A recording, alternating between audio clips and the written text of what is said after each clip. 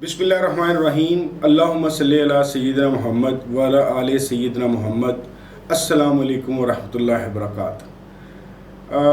3 programme करने का इरादा है सिस्टम्स के ऊपर। जो ज़्यादातर जो गुफ्तगू होगी वो एडमिनिस्ट्रेटिव और फाइनेंशियल सिस्टम्स पे होगी।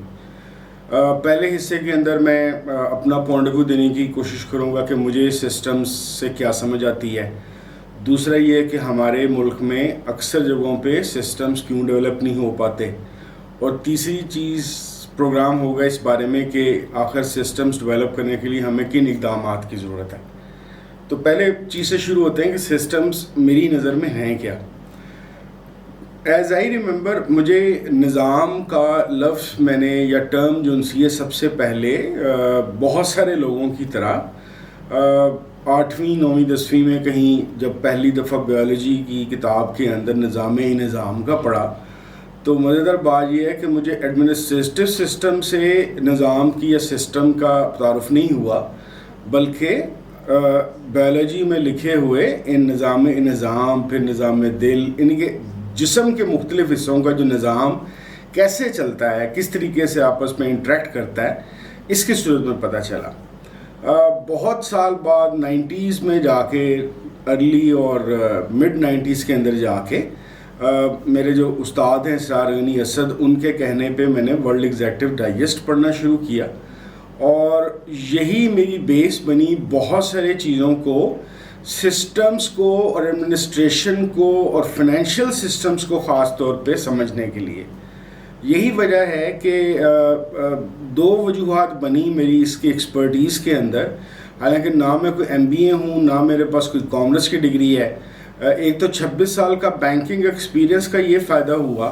कि मुख्तलिफ़ पोस्ट पे रहते हुए नहायत जूनियर लेवल से लेकर अब तक मुझे लोगों को मैनेज करने का मौका मिला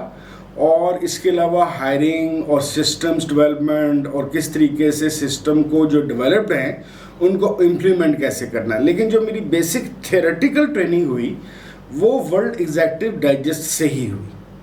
तो मेरे लिए सिस्टम जिस किस्म का भी हो, उसके अंदर 2-3 बेसिक क्वालिटीज़ होनी चाहिए जिसकी वजह से ये लेके चलता है। लेकिन सबसे पहले किसी भी जगह के या चाहे वो एक फैमिली का सिस्टम हो, चाहे वो एक महल्ले का सिस्टम हो, चाहे किसी काउंटी का सिस्टम हो जिसको हम यहाँ पे हल्के वगैरह कहते हैं या यूनियन काउंसिल वगैरह कहते हैं, उसका हो, या मुल्क का पॉलिटिकल सिस्टम हो या किसी इदारे का एडमिनिस्ट्रेटिव सिस्टम हो, तो सिस्टम के लिए जो सबसे पहली चीज़ रिक्वायर्ड है वो उसका ऑब्जेक्टिव और मिशन स्टेटमेंट है, जिसके ऊपर सिस्टम इम्प्लीमेंट किया जा रहा है या जिसके लिए डेवलप किया जा रहा है। ऑब्जेक्टिव और मिशन स्टेटमेंट की वजह से ये पता चलता है कि हम जिस चीज़ के लिए कोई सिस्टम बनाने जा रहे हैं, यानी कि कोई प्रोसीजर ड्राइव या इम्प्लीमेंट करने जा रहे हैं, उस इदारे का या उस ग्रुप का या उस ग्रोह का मकसद क्या है, यानी कि ये बना ही क्यों है। तो जब तक किसी इदारे का या किसी ग्रुप का या ग्रोह का कोई मिशन स्टेटमेंट या ऑब्जेक्टिव ना हो, तो उसके अंदर किसी भी किस्म का सिस्टम डेवलप करना, उसको चलाना, उसको इम्प्लीमेंट करना एक बिल्कुल नॉनसेंस यानी कि सेंसिबल बात ही नहीं है, हो ही नहीं सकता। तो सिस्टम बनाया जाता है कि किसी भी इदारे में या किसी ग्रोह के अंदर उस इदारे का जो ऑब्जेक्टिव है, यानी कि जिस मकसद के लिए वो बना है, उसको इम्प्लीमेंट किया जाए। तो पहली तारीफ तो सिस्टम की ये हो गई। और सिस्टम बनाया क्यों जाता है? मोटी सी बात मैंने आपको बताई कि किसी भी इदारे का या ग्रोह का मकसद या ऑब्जेक्टिव को इम्प्लीमेंट करने के लिए और उसको सक्सेसफुली रन करने के लिए सिस्टम को डेवलप किया जाता है, ताकि उसके अंदर चलने वाली चीज़ें की खसूसियात के अंदर एक वो कंसिस्टेंट भी हो और दूसरा वो एक साफ़ सुथरा शफाफ सिस्टम हो, और तीसरा ये है कि उसके अंदर डू एंड डोंट्स, यानी कि किसने क्या करना है और क्या नहीं करना, ये पूरी तरह से वाज़ेह हो। अब चाहे कोई सिस्टम इंतज़ामी मामलात के लिए हो चाहे माली मामलात के लिए, पहली बात तो ये समझ लीजिए کہ جو دنیا میں کسی بھی چیز کا جب بھی انتظامی معاملہ بنایا جائے گا یا انتظامی نظام بنایا جائے گا تو اس میں مالی نظام ضرور ہوگا، کیونکہ دنیا کائنات میں کوئی ایسا انسان کا بنایا ہوا ادارہ نہیں ہو سکتا یا ایسا گروپ آف پیپل نہیں ہو سکتا جس کو بنانے، چلانے اور سروائیو کرنے کے لیے پیسے کی ضرورت نہ ہو۔ تو پیسہ ایک ایسی چیز ہے کہ جو ایک بیک بون بنتا ہے کسی بھی انتظامی یا مالی نظام کا۔ تو اس کو کنسسٹنٹ ہونا چاہیے، یعنی کہ وہ سب سے پہلے الائن ہونا چاہیے اس کے آبجیکٹیو کے ساتھ، دوسرا اس کو کنسسٹنٹ ہونا چاہیے، تیسرا اس کو ٹرانسپیرنٹ ہونا چاہیے، اور یہ تینوں چیزیں مل کر کسی کامیاب ادارے کو یا بنائیں گی، اور ان میں کسی بھی قسم کی جو خرابی ہوگی، یعنی کہ اگر فار ایگزامپل کسی ادارے کے اندر یا کسی بھی نظام کے اندر کوئی چیز کنسسٹنٹلی نہیں چل رہی، نہیں کہ آج کا دن کسی اور طریقے سے گزارا جا رہا ہے، مہینے بعد کسی اور طریقے سے گزارا جا رہا ہے، یعنی کہ ایک ہرلی برلی سی عجیب و غریب سی کیفیت رہتی ہے یا کیوس رہتی ہے، تو بیسیکلی نظام کو اس طرح سے سمجھ لیجئے کہ یہ کیوس سے بچنے کا ایک ایسا طریقہ کار ہے جس کی وجہ سے چیزیں سموتھ اور اپنے آبجیکٹیو کی طرف مسلسل چلتی رہیں۔ تو یہ ایک موٹی سی بات ہو گئی کہ نظام آخر ہوتا کیا ہے۔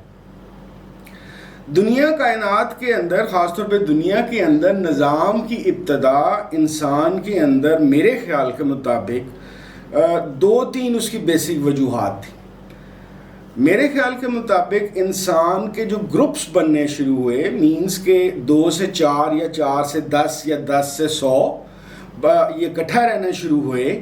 اس کے اندر کچھ جو نیڈز تھیں جس کی وجہ سے یا وجوہات تھیں جس کی وجہ سے یہ بنا، معاشرے بننے شروع ہوئے یا گروہ بننے شروع ہوئے، وہ دو تھے، ایک خوف اور ایک فوڈ یا معیشت۔ خوف یہ کہ انسان 2 یا 4 کی صورت کے اندر جب کسی زمانے میں جنگلوں یا پتھروں یا غاروں میں رہتا تھا تو ارد گرد کے اندھیرے اور جنگلی درندوں سے اس کو ہر وقت کا خطرہ رہتا تھا۔ ان خطرات سے بچنے کے لیے انسان نے آہستہ آہستہ اپنے دماغ کا استعمال کرتے ہوئے کچھ ہتھیار، کچھ نیزے، کوئی لکڑی کے، پتھر کے بنا لیے تھے، لیکن اس کو یہ پتہ چل گیا تھا کہ اگر ہم 2 سے 4 اور 4 سے زیادہ ہونے شروع ہو جائیں گے تو ہم کسی نہ کسی طریقے سے اپنی حفاظت زیادہ بہتر طور پہ کر سکیں گے۔ دوسری وجہ مجھے ایسا لگتا ہے کہ سسٹمز کو ڈیولپ کرنے کے لیے انسان کے جو گروہ بنے، اس کی دوسری بیسک وجہ معیشت تھی یا فوڈ تھا۔ انسان نے جیسے ہی، کیونکہ پہلے آپ کو پتہ ہے کہ انسان صرف شکار، یعنی کہ جانوروں کے شکار کر کے اس پہ کھاتا پیتا تھا، اور کبھی کبھار کچھ ایسے علاقے تھے جہاں پہ خودرو جڑی بوٹیاں، جن کا بعد میں پتہ چلا کہ کوئی گندم ہے، کوئی جو ہے، کوئی اس طرح کی چیز ہے، ان کو آن نیڈ بیسس کھا پی کے اپنا گزارا کرتا تھا۔ جیسے ہی ہمارے انسانی تاریخ کے اندر ڈومیسٹیکیشن آف ایگریکلچر ہوا، مینز کہ ہم نے خود سے کھیتی باڑی کرنا سیکھی، تو وہیں پہ آپ کے سسٹمز کو بنانے کی ابتدا ہو گئی۔ کس طریقے سے کہ ایسا، کیونکہ پہلے خود رو پودوں اور جڑی بوٹیوں کی وجہ سے شکار کے علاوہ ضرورت پڑنے پہ یہ کام کر لیا جاتا تھا، کھا لیا جاتا تھا، لیکن جب اس کو باقاعدہ ایک آرگنائز طریقے سے چیزیں بننی شروع ہوئیں، یعنی کہ کھیتی باڑی کرنی شروع کی، تو پہلا سسٹم یا سائیکل بنا کہ بیج کو اس طریقے سے بونا ہے، یہ بیج بونے والے ہوں گے، اس کے بعد انتظار کرنا ہے، یہ اگے گا، پھر اس کی کٹائی کا ایک سسٹم ہوگا، پھر کٹائی کے سسٹم کے بعد جتنی ضرورت اس قبیلے یا معاشرے یا قبیلے یا اس قصبے یا اس اکٹھے رہنے والے لوگوں کی، وہ اپنا سٹور کرے گا، اس کے علاوہ کو علیحدہ کر دے گا، اور پھر انسان نے آہستہ سے سوچا کہ یہ جو اضافی فوڈ رہ جاتی ہے تو اس کے لیے کیا کیا جائے، تو وہاں سے پہلی دفعہ اکنامک سسٹم ڈیولپ ہونا شروع ہوا، جب انسان کی جو ڈیمانڈ تھی وہ کم ہو گئی اور جو ان سی پروڈکشن تھی وہ زیادہ ہو گئی، یعنی کہ سرپلس ہو گئی۔ مثال کے طور پر آپ اس کا اس طرح سے سمجھ لیجئے کہ ایک گروہ یا ایک قبیلے کے اندر 10 روٹیوں کی ضرورت تھی، 10 روٹیوں کی بجائے وہاں پہ 70 یا 100 ہو گئیں، تو یہ سوچا گیا کہ ان 70-100 روٹیوں کو سنبھالنا کیسے ہے، اور اس کے علاوہ اس کا کریں کیا، کیونکہ ایک عرصے بعد تو یہ خراب ہو جائیں گی۔ تو وہاں سے تجارت کا آغاز ہوا۔ یہ تجارتی سسٹم اصل میں انسان کے نظام کو چلانے کے لیے ایک آغاز کی صورت بنا، اور یہیں سے جو پہلے میں نے بات کی کہ ہر نظام کو بنانے کے لیے یا ادارے کو بنانے کے لیے پہلے اس کو آبجیکٹو چاہیے ہوتا ہے۔ تو یہاں پہ آبجیکٹو کیا بنا کہ جو سرپلس فوڈ ہے یا سرپلس گندم ہے یا جو ہے یا کوئی اور فصل ہے، اس کا کرنا کیا ہے۔ تو اس کے لیے میتھمیٹکس ڈیولپ ہوا، اکنامکس کی چیزیں ڈیولپ ہوئیں، پھر سٹوریج کی ایک سائنس بنی، تو پورا ایک سسٹم بننا شروع ہو گیا۔ تو اس طریقے سے انسان نے تاریخ کے اندر نظام کی ابتدا کی۔ چلتے چلتے جو انسانی معاشرے یا قبیلے، قصبے اور قصبے شہروں اور شہر بڑے بڑے خطوں میں، یا اب آج سے 100-125 سال پہلے کی طرح ایک بڑے ممالک کے اندر تبدیل ہوا، تو انڈسٹریل ریولوشن کی وجہ سے، تجارتی سہولیات ہونے کی وجہ سے مختلف قسم کے نئے کاروبار بنے، اور نئے کاروباروں نے نئے قسم کے ادارے بنانے کی ضرورت پہ زور دینا شروع کیا۔ اور وہاں پہ ہمیں سب سے پہلے، کیونکہ ہم پچھلے 200-250 سال سے دنیا کیپٹلزم کے نظام کے اوپر چل رہی ہے، تو کیپٹلزم نظام کے لیے کارپوریٹس یا کمپنیز جو سی تھیں وہ ڈیولپ کی گئی۔ اب ہر کمپنی کا ظاہر ہے جو ایک موٹا مقصد ہوتا ہے وہ ٹو ارن منی، خاص طور پہ جو پبلک لمیٹڈ کمپنیز ہیں